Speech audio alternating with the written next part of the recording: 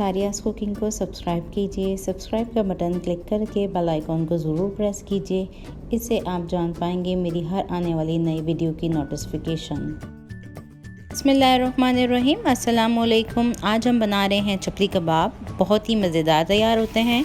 इसके लिए मैंने ले लिया है 1 किलो कीमा बड़े का, साथ थोड़ा फैट जो है वो भी मौजूद है।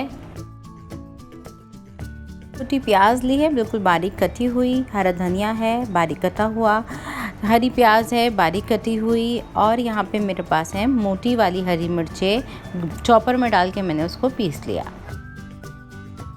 चाय के चमचे लिए हैं कुटी हुई लाल मिर्च, 1 चाय का चमचा लिया है गरम मसाला पाउडर, 1 चाय का चमचा भुना कुटा ज़ीरा, 1 चाय का चमचा भुना कुटा धनिया। के अंदर तमाम अज़्ज़ा को डाल के हम मिक्स कर लेंगे। तो यहाँ मैंने शामिल कर दिए हैं हरी मिर्चें बिल्कुल बारीक कटी हुई, हरा धनिया चला गया यहाँ बारीक कटा हुआ, दो कच की हुई प्याज शामिल कर देंगे, कटी हुई हरी प्याज के पत्ते शामिल कर देंगे।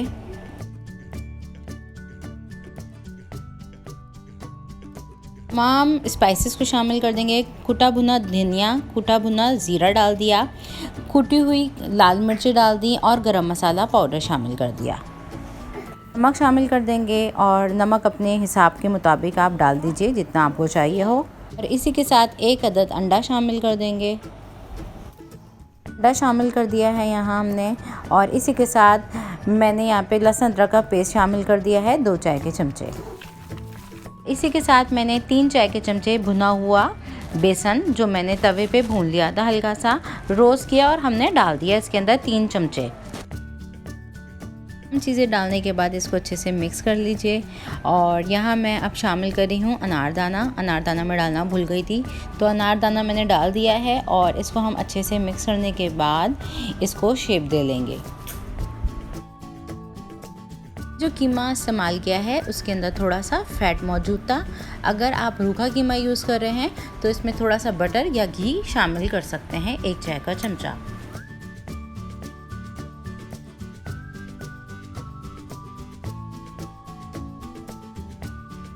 इन कबाबों को हम थोड़ा बड़ा बनाएंगे क्योंकि ये डालेंगे ऑयल में तो श्रिंक हो जाएंगे।